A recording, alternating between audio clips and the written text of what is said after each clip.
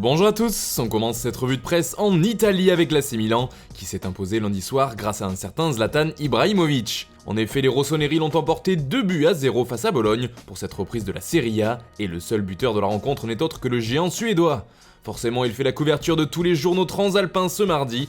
Pour la Gazzetta dello Sport, c'est carrément un Ibra infini, car il a bientôt 39 ans et c'est déjà lui qui tient Milan sur ses épaules.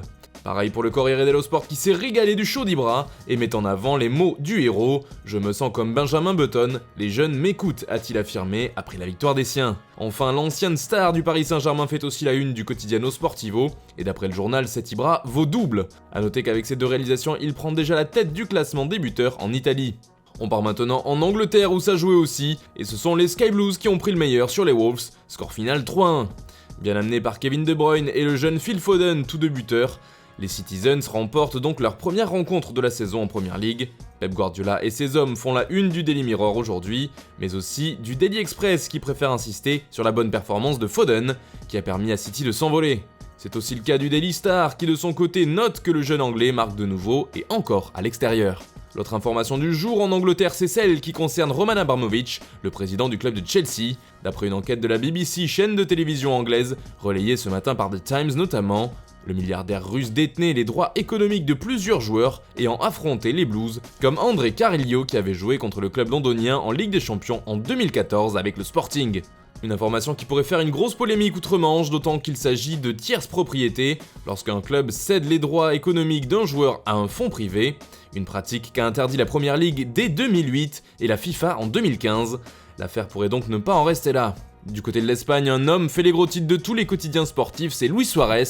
But de l'Atleti sans porte-marca, car les colchoneros sont sur le point de signer l'attaquant du Barça, avec Edinson Cavani en plan B, et dans le même temps le club madrilène va prêter Alvaro Morata à la Juventus contre 10 millions d'euros. Une belle opération d'après le journal ibérique. Même son de cloche en une de Mundo Deportivo, qui explique que l'Atlético est d'accord pour signer avec Suarez un contrat de 2 ans, si celui-ci parvient à partir du Barça libre.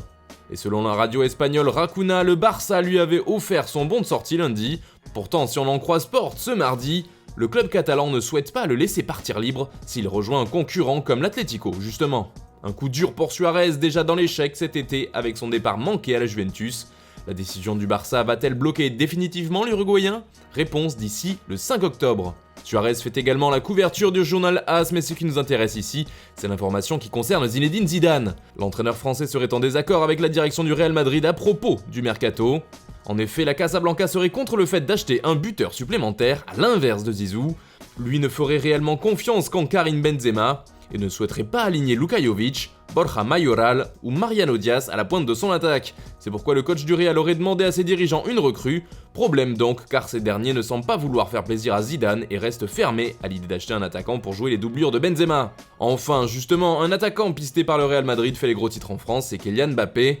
Selon l'équipe, la pépite du Paris Saint-Germain fait l'objet d'une cour assidue de la part du Real Madrid mais aussi de Liverpool, les deux clubs souhaitant le recruter au prochain mercato estival.